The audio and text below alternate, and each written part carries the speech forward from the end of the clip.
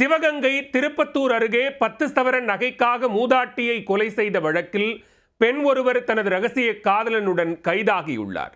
கடன் பிரச்சனையை தீர்க்க சினிமா பாணியில் திட்டமிட்டு கொலைபாதக செயலில் ஈடுபட்டவர்கள் சிக்கியது எப்படி? சிவகங்கை மாவட்டம் சூரக்குடியில் மாதவன் என்பவர் 70 வயதான தனது மனைவி பூச்சியம்மாளுடன் வசித்து வந்தார். இவர்களது மகன் மற்றும் மகள் திருமணமாகி சென்னையில் வசித்து வருகின்றனர். மூதாட்டி பூச்சியம்மாள் கடந்த 25ஆம் தேதி மாலையில் உறவினர் வீட்டிற்கு செல்வதாக கணவரிடம் கூறிவிட்டு சென்றிருக்கிறார். இரவில் நீண்ட நேரமாகியும் அவர்கள் வீடு திரும்பவில்லை. பின்னர் ஞாயிற்றுக்கிழமை காலையில் பள்ளி அருகே கால்வாய் பகுதியில் தலைகுப்புற கவிழ்ந்த நிலையில் சடலமாக கிடந்தார். இதுகுறித்து வழக்கு பதிவு செய்த போலீசார் மூதாட்டியின் கணவர் மாதவனிடம் விசாரணை நடத்தினர். அதில் அதே பகுதியைச் சேர்ந்த 33 வயதான சாமுண்டீஸ்வரி என்பவர் அடிக்கடி வந்து அழைத்ததால் அவருடன் பூச்சியம்மாள் சென்றதாக கூறினார். தொடர்ந்து போலீசார் அப்பகுதியில் உள்ள சிசிடிவி கேமராக்களை ஆய்வு செய்தனர். அதில் சாமுண்டீஸ்வரி வீட்டிற்கு வந்த கார் இரவு நேரத்தில் காளாப்பூர் சாலையில் சென்று திரும்பியது கண்டுபிடிக்கப்பட்டது. அதன் அடிப்படையில் சாமுண்டீஸ்வரி மற்றும் அவரது ரகசிய காதலன் சரவணன் ஆகிய இருவரையும் பிடித்து போலீசார் விசாரணை செய்தனர்.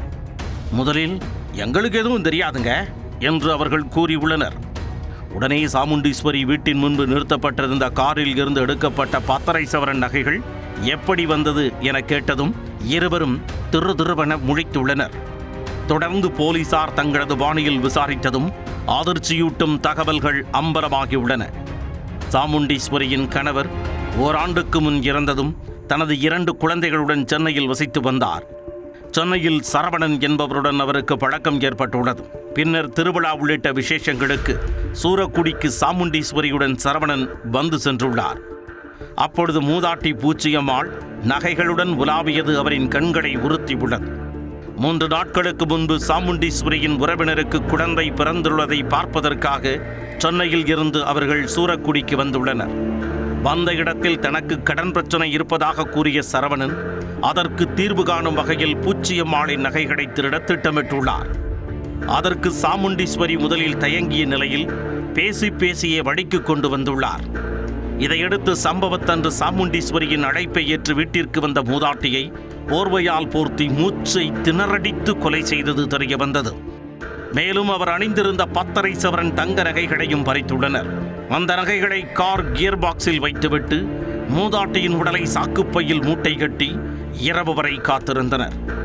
மக்கள் நடமாட்டம் குறைந்ததும் உடலை காரில் எடுத்துச் சென்று கால்வாயில் தூக்கி வீசியுள்ளனர். மேலும் மூதாட்டியின் செல்போனை ஊரணிக்குள்ளும் காலணி உள்ளிட்ட பொருட்களை தனித்தனியாக வீசிவிட்டு காரில் வீடு திரும்பியதாக வாக்குமூலம் அளித்துள்ளனர். குறிப்பாக மூதாட்டியை காணவில்லை என்று உறவினர்கள் தேடிய போது அவர்களுடன் சேர்ந்த ரகசிய காதலர்களும் தேடுவது போல் நாடகமாடியுள்ளனர். விசாரணையில் மூதாட்டியின் உடல் மீது ஏன் சர்க்கரையை தூவிவிட்டு சென்றீர்கள் என்று போலீசார் கேட்டுள்ளனர். அதற்கு தடயங்களை அடிப்பதற்கு ஒரு திரைப்படத்தில் கண்ட காட்சியை நாங்கள் அப்படியே பின்பற்றினோம் என சாமுண்டீஸ்வரியும் சரவணனும் கூறியுள்ளனர். இதற்கிடையே மோப்பனாய் லைலா பூச்சியம்மாள் கொலை செய்யப்பட்டு கிடந்த இடத்தில் இருந்து ஓடிச் சென்று சாமுண்டீஸ்வரியின் வீட்டில் படுத்துக் கொண்டது. அத்துடன் சிசிடிவி சான்றுகள், மூதாட்டியின் கணவர் அளித்த தகவல் மூலம் கொலையாளிகளை போலீசார் கைது செய்துள்ளனர். கடன் பிரச்சனையை தீர்க்க மூதாட்டியை கொலை செய்து 10 சவரன் தங்க நகைகளை கொள்ளையடித்த பெண் தனது ரகசிய காதலனுடன் வசமாக சிக்கிய சம்பவம் திருப்பத்தூர் பகுதியில் அதிர்ச்சியை ஏற்படுத்தியுள்ளது.